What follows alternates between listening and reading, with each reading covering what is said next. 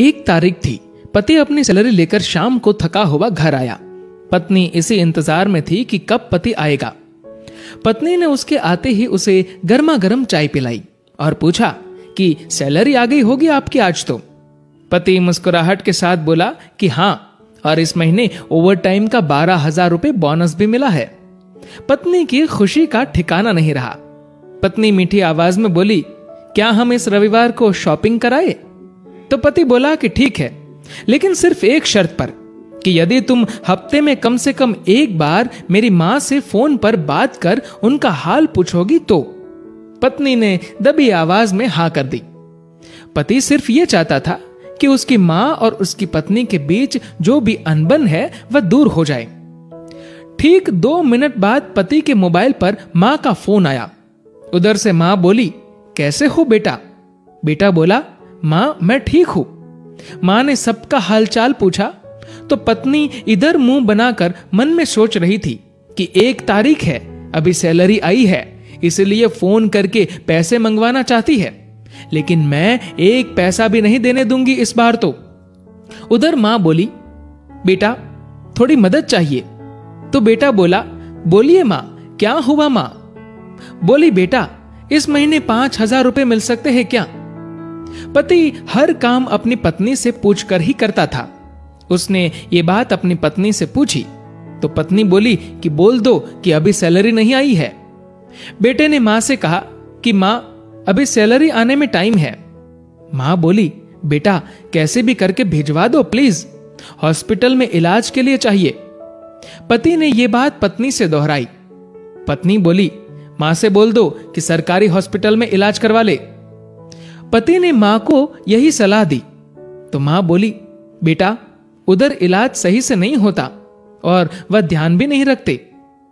इस बार तो पत्नी को गुस्सा आ गया और वह अपने पति से बोली कि बोल दो उन्हें कि हमारे सर पर पहले से इतना बोझ है और अब इससे ज्यादा हम सह नहीं पाएंगे, इसीलिए सरकारी हॉस्पिटल में ही इलाज करवाओ। पत्नी के शब्द बिगड़ गए ये बोलते हुए कि वैसे भी 4-5 दिन की मेहमान है। पति इस बार बोला कि ऐसे तो मत बोलो मां के बारे में। इस बार पति को थोड़ा गुस्सा आ गया, लेकिन मन को शांत करते हुए मां से बोला, मां इस महीने नहीं हो पाएगा, इसलिए सरकारी हॉस्पिटल में ही करवा लीजिए आप इलाज। मां उधर से भीख मांगने लगी कि बेटा प्लीज 2,000 रुपए तो दे दो।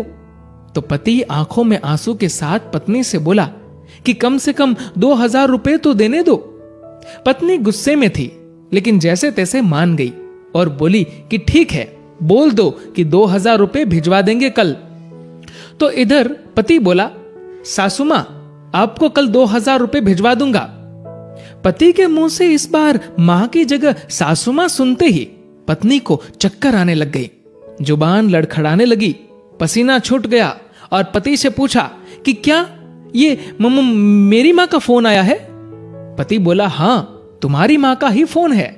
मैं तो तुम्हारी मां को भी अपनी मां ही समझता हूं, लेकिन तुमने कभी मेरी मां को अपनी मां की तरह समझा ही नहीं। पत्नी इस बार जोर से रो पड़ी और फोन में माफी मांगने लगी कि मुझे माफ कर दो मां, मुझसे बहुत बड़ी गलती हुई है।